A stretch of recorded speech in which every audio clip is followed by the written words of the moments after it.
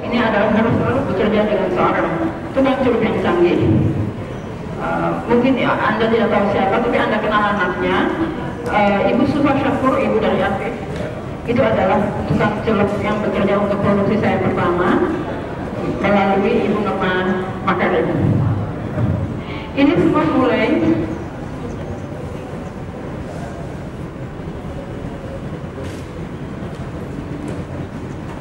jadi di sini saya ingin memperlihatkan pada Anda bahwa inovasi dalam hal ini kita bicara tentang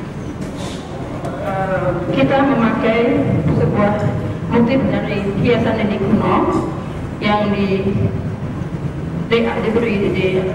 digambarkan di atas sebuah bahan untuk keperluan yang beda. Ya. Taubi adalah penutup meja sebaya. Ini terus terang yang mulai dari kakak saya.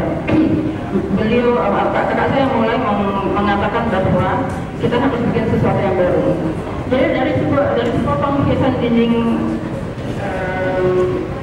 untuk meja sembahyang, kita membuat taplak bundar ini yang kecil. Maka kedua waktu itu adalah membuat bantal-bantal hias yang sesuai dengan keperluannya.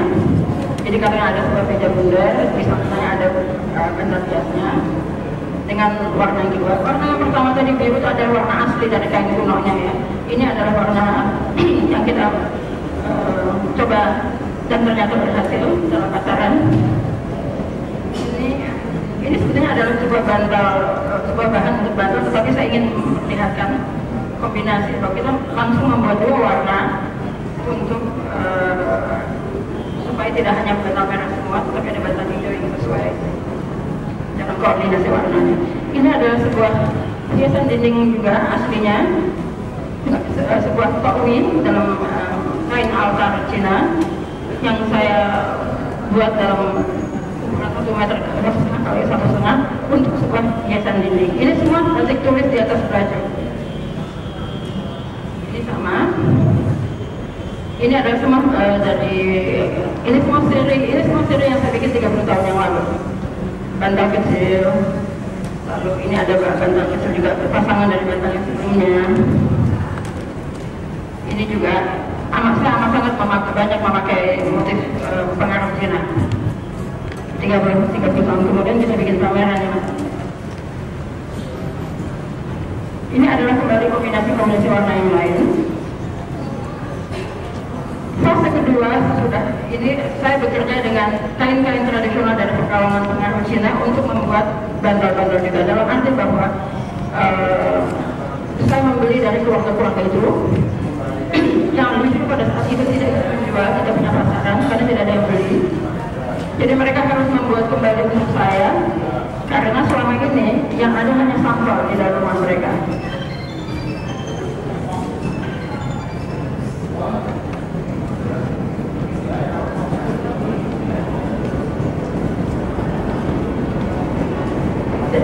Ini berdasarkan dibuat dari kain panjang biasa, kita bikin bantal dan guling. Tapi warnanya sudah saya rubah karena warna aslinya adalah biru putih. Ini kita sudah memberanikan memakai warna pink dan hijau. Ini adalah warna aslinya. Tapi ini kebetulan motif yang beda. Ini adalah Phoenix dan bunga. Ini adalah beberapa bed cover yang dibuat dengan semua bahan-bahan yang sudah berubah. Dalam arti bahan-bahan ini kita cap di atas bahan-bahan seperti yang besar untuk dibuat bed cover tanpa sambungan.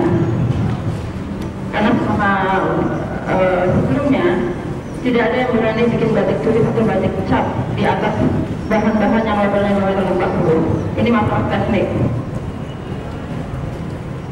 Ini kembali adalah pola-pola tas dari Pekalongan. Ini ada dua seri, satu yang dengan latar yang kita sebut latar teratur ya, dari bintik-bintik, yang satu lagi memakai latar dari Anyam Gedek. Asli ini adalah semua bahan kain panjang, ini semua aslinya. Tetapi dibikin layout baru untuk membuat bed cover dan sebagainya. Ini ada juga. Ini saya bikin 30 tahun yang lalu, tetapi 5 tahun yang lalu kita kembali memproduksi karena permintaan tinggi sekali berdasarkan dari sampel-sampel yang kita punya ya.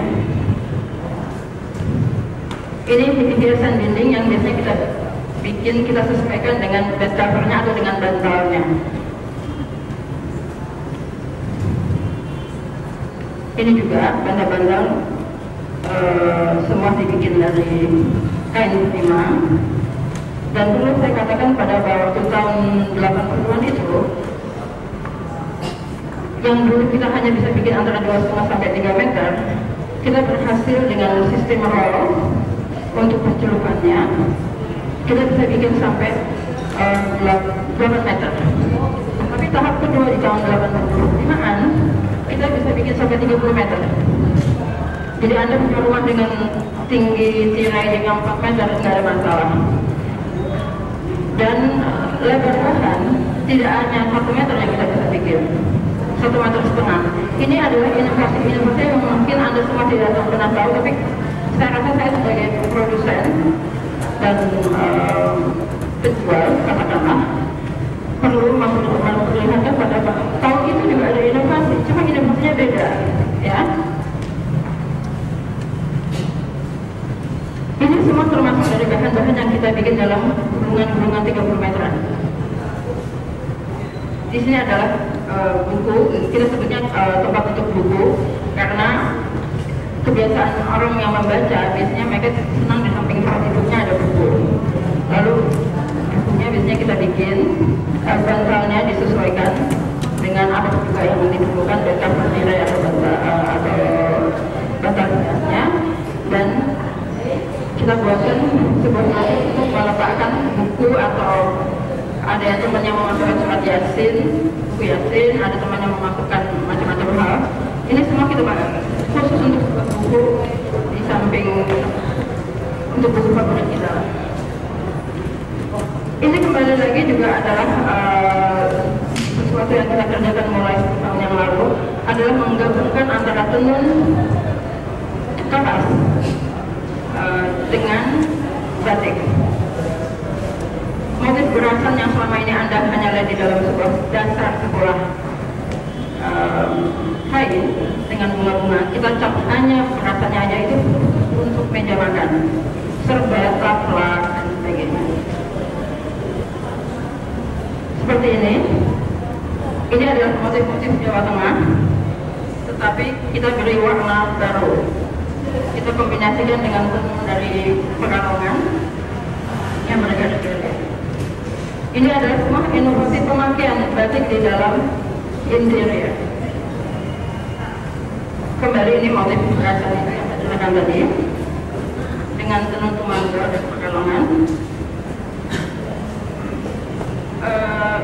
Ini hanya ingin memperlihatkan aneka ragam kemungkinan bahwa motif Jawa Tengah dalam arti sini Jogja dan Solo yang kebanyakan geometris dan kebanyakan coklat tua dan coklat muda bisa kita buat dalam warna-warna yang lebih menarik dan baru. Biru putih di dalam batikan ini adalah warna yang paling favorit. Sejak tahun 73 saya mulai bikin batik biru putih.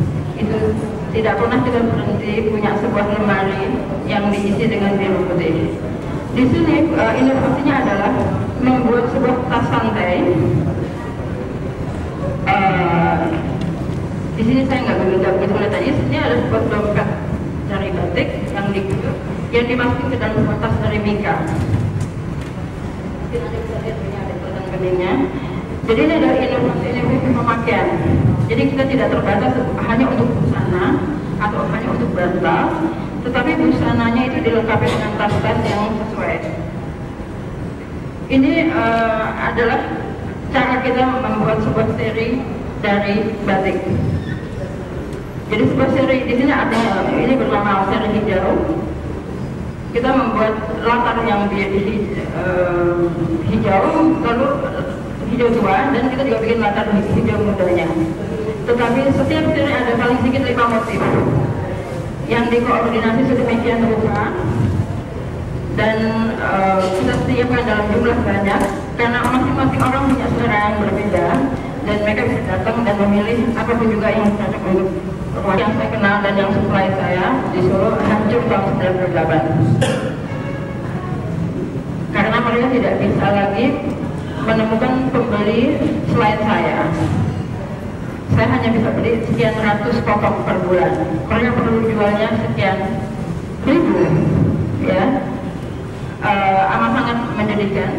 Mereka masih bertahan sampai 1 tahun berusaha untuk membantu saya tetap produksi ini. Ini adalah yang kita sebut kain kelengan dalam arti unfinished batik, karena ini sebetulnya dalam pabrik itu tidak dijual begini, dijualnya sudah disoga.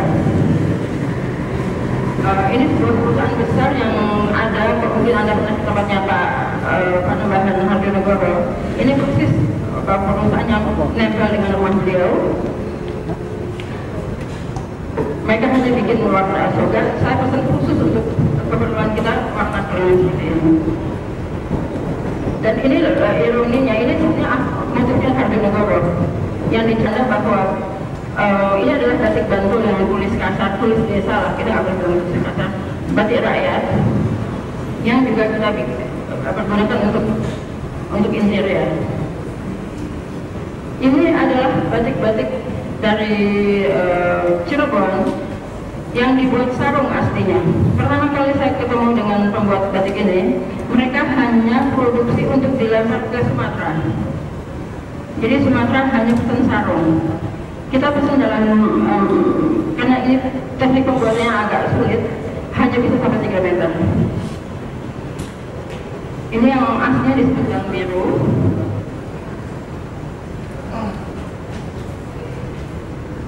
Ini adalah kembali ke batik Bantul tersebut. Tetapi yang warna sagu yang Anda lihat itu bukan batik Jogja atau Solo. Ini adalah batik dari Batam. Ya, sejak 10 tahun yang lalu saya menemukan batik Batam di pasar Pekalongan, lalu diantar oleh seorang supplier saya. Kita pergi nyari ke desa dan 5 tahun yang lalu menjadi fashion gitu. Seorang saya kalau nggak salah bupati dari Batam menganjurkan kepada semua pegawai negeri dan keluarganya untuk membeli batik Batam untuk seragam mereka sekali seminggu. Ini kembali batik Bank Biru, kita bikin bantal tambal dengan kartun yang kita celak tangan. Ini hanya adalah gambaran bahwa sebuah kepala sarung sesudah kita berubah layoutnya bisa menjadi hiasan dinding atau bantal atau bed cover. Ini kembali sama. Dan ini adalah sebuah produk yang sejak lebih dari 10 tahun kita produksi, mungkin 15 tahun. Sederhana sekali, ini adalah bantal untuk tidur dan selimut, ya. Tetapi seperti itu kalau buat saya membosankan, kita beri border dari batik untuk pada dasarnya yang memperindah kamar tidur itu. Karena kalau semua dibuat dari batik seperti juga tidak mungkin kurang bagus. Ini kita pakai batik-batik Pekalongan yang sebetulnya motifnya aslinya dari Cirebon. Ini adalah produk-produk yang memakai batik Pekalongan. Di sini ada sebuah tatakan gelas. Ini serbet coordinate to the coasters. Ini adalah yang saya terus terang saya buat untuk Ibu Ginanjar. Khusus saya buat untuk Ibu Ginanjar untuk set up waktu pameran batik yang lalu. Kita juga tidak boleh melupakan bahwa pemakaian modern tahun-tahun terakhir ini, khususnya pada anak muda, juga menghidupkan dan membuat kreasi-kreasi yang baru dalam pemakaian sarung batik. Ini adalah aslinya ini batik yang hanya dipakai oleh ibu-ibu sepuh di pesisir. Kita gabungkan dengan baju kurung yang gaya baru. Ini sebuah kain Cirebon juga kita gabungkan dengan kebaya gaya baru.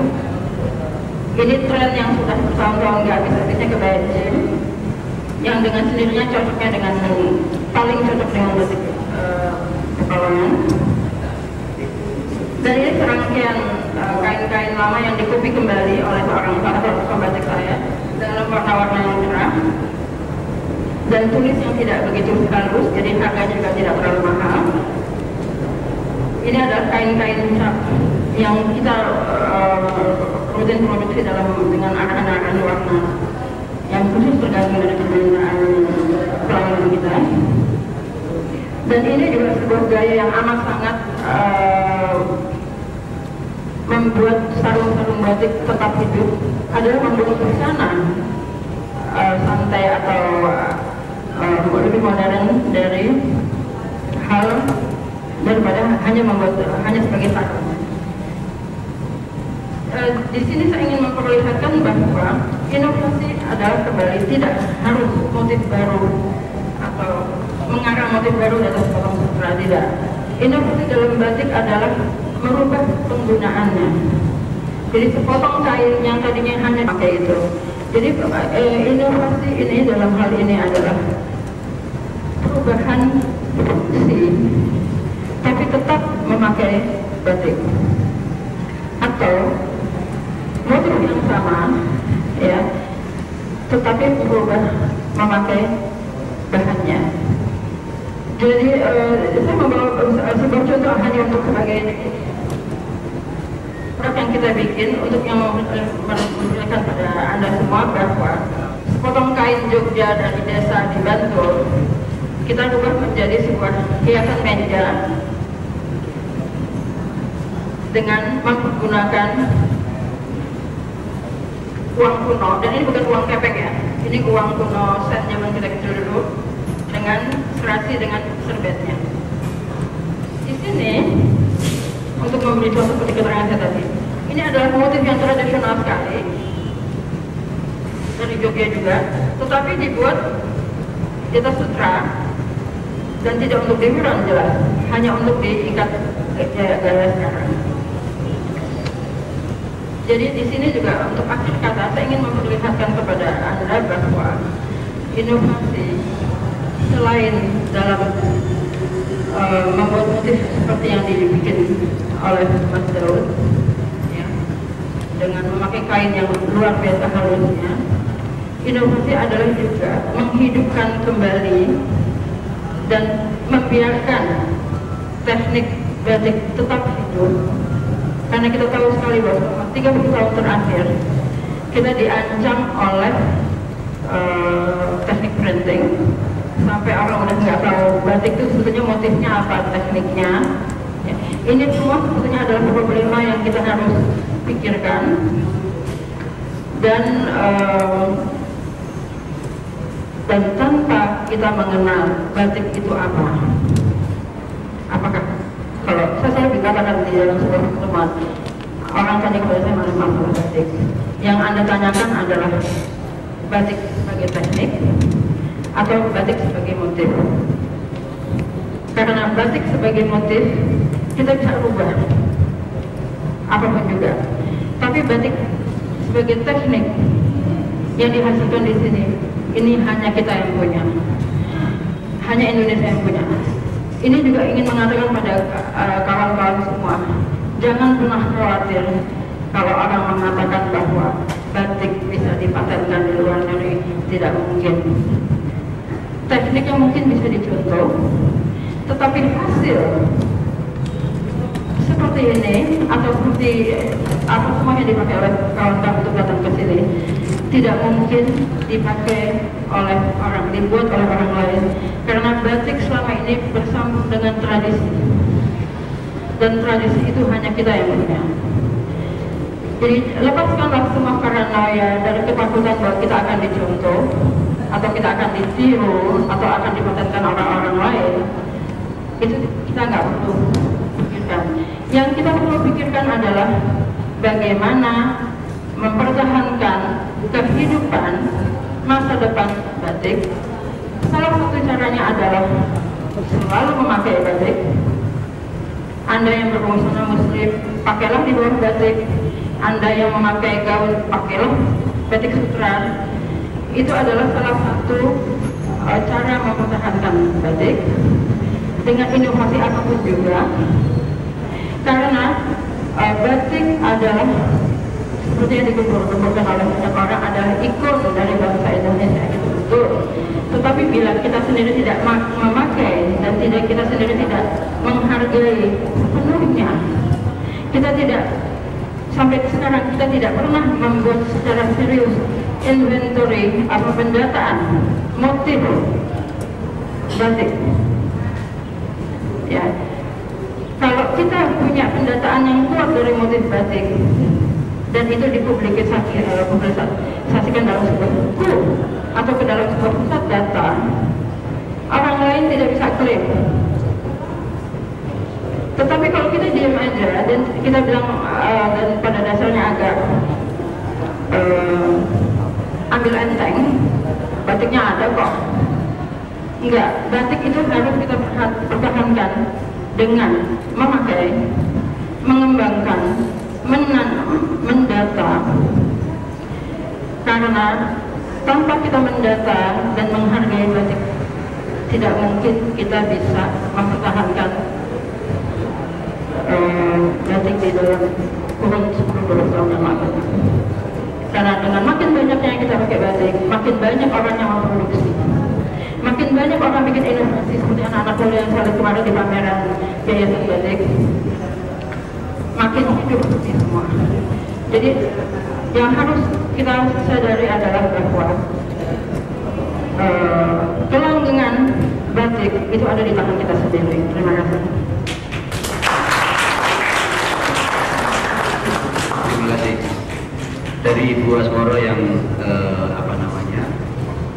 cukup panjang lebar situasi bahwa untuk mempertahankan kita harus memakai, mengembangkan dan mendata, dan inovasi yang disoroti oleh Ibu Asmoro tadi menyadarkan pada kita bahwa inovasi di dalam batik tidak terbatas pada menciptakan motif-motif baru, tetapi terima kasih Pak Yusuf, Pak Yusuf. Saya berasal dari, atau saya bekerja di Fakultas Seni Rupa dan Desain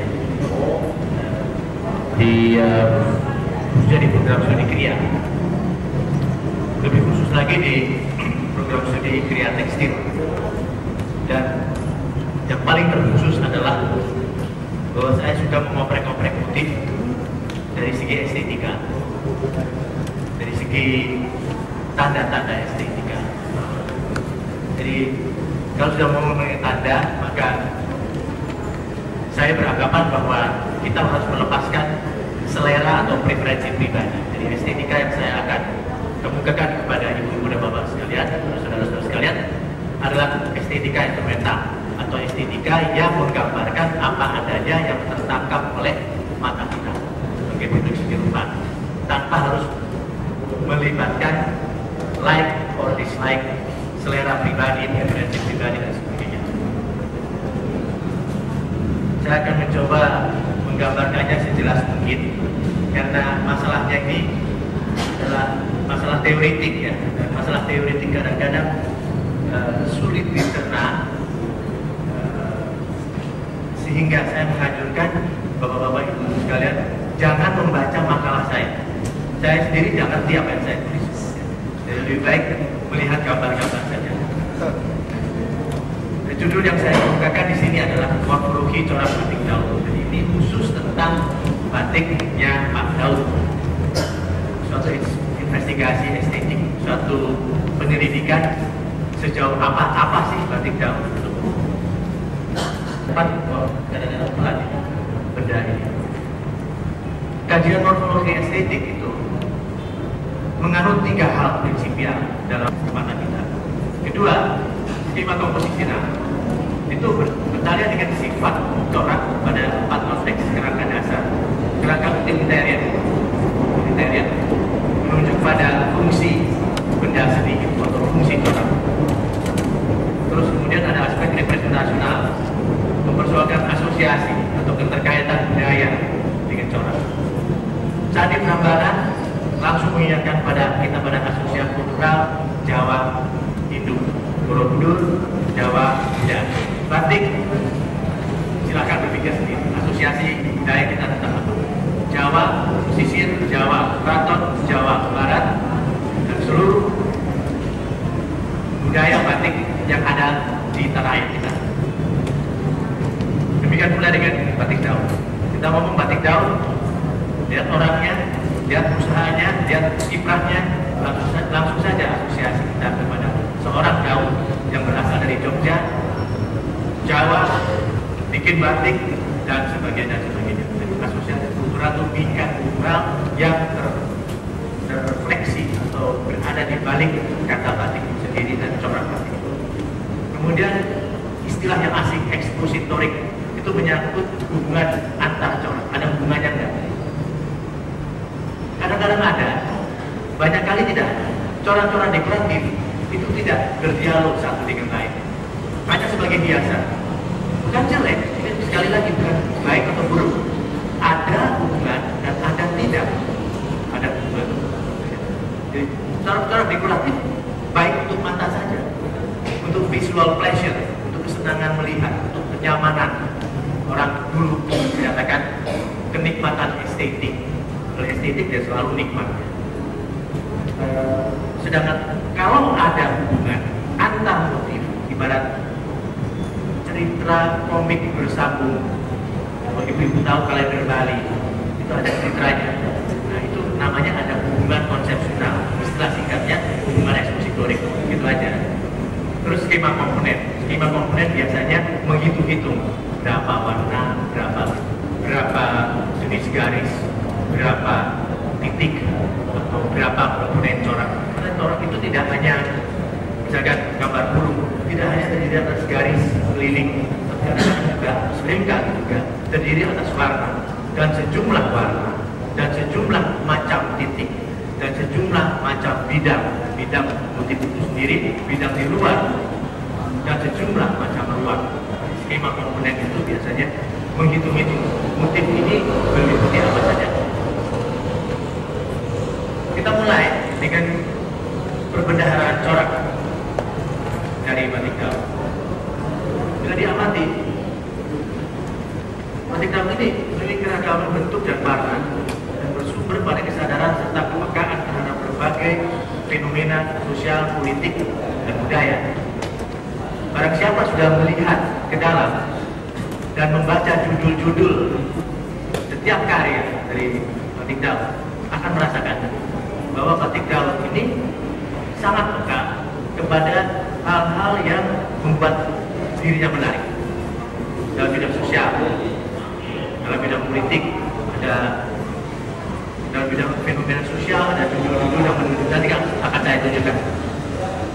Terus kategorisasi motif batik daun itu juga sangat beragam. Bentuk-bentuk yang diilhami oleh sumber daya fisik, lingkungan alam, dan alam benda. Alam benda itu tidak mati. Tidak mati. Kalau lingkungan alam itu biasa mati. Kita lihat makhluk hidup saja. Kita lihat di sini ada beberapa contoh dari makhluk hidup yang dipaparkan oleh batik daun, khususnya makhluk hidup yang bersifat bentuk-bentuk manusia atau antropomorfis. Saya tidak mendapat informasi seluruh judulan dari daun, tapi ada beberapa yang bisa saya bukakan. Yang ini berjudul Penularan 3 Cairan.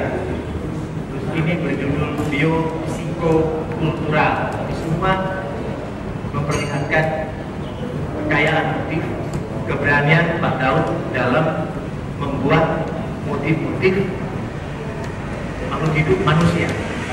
Itu jarang terjadi.